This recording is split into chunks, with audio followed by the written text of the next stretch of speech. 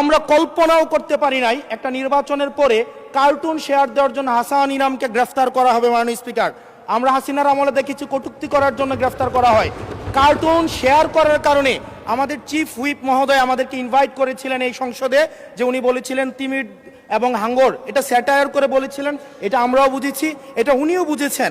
কিন্তু মাননীয় স্পিকার, দুঃখজনক বিষয় হচ্ছে যে এই কার্টুনটি শেয়ার করার কারণে আমাদের মাননীয় চিফ হুইপ মহোদয়ের এক কর্মী মামলা করেছে 25 ধারায়। যে মামলা 25 ধারায় যদি সংক্ষেপে বলি, আপনি মাননীয় স্পিকার, মাননীয় সদস্য, 1 মিনিট মাননীয় স্পিকার, আমরা এমনি সুযোগ পাই না, সুযোগ দেওয়া হয় ঠিক না। আছে, আমরা কবে ট্রেজারি ব্রাঞ্চে যাব, 45 মিনিট ধরে কথা বলবো, অবশ্যই বলবো, সেদিন অবশ্যই ইনশাআল্লাহ আসবে। মাননীয় সদস্য, আপনি একটু শেষ করুন দয়া করে। জাস্ট 1 মিনিট মাননীয় স্পিকার।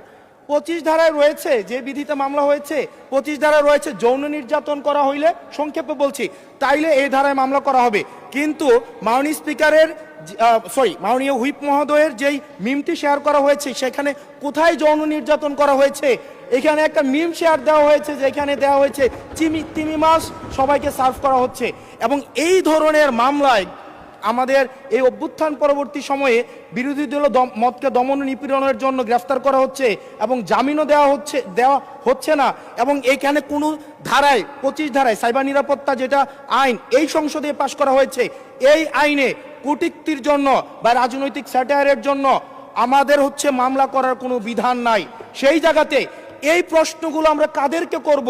যদি আমাদেরকে আমাদের এই মৌখিক প্রশ্ন উত্তর পর্বটি যদি আপনারা বাদ দিয়ে দেন, তাহলে আমরা কাদের কাছে প্রশ্ন করব?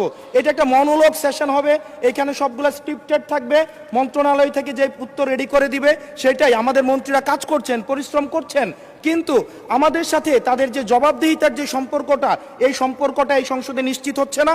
এবং আমি মনে করছি রুলস 163 এই বিধি অনুযায়ী আমার অধিকার বঞ্চিত করা হচ্ছে এবং অতি সত্বর এই যে মৌখিক উত্তরদানের যে কর্মসূচিটি রয়েছে, সেটি রুলস অফ প্রসিজারে অন্তর্ভুক্ত করা হোক, যাতে করে আমাদের মাননীয় মন্ত্রীদেরকে আমরা জবাবদিহিতার আন্ডারে আমরা আনতে পারি।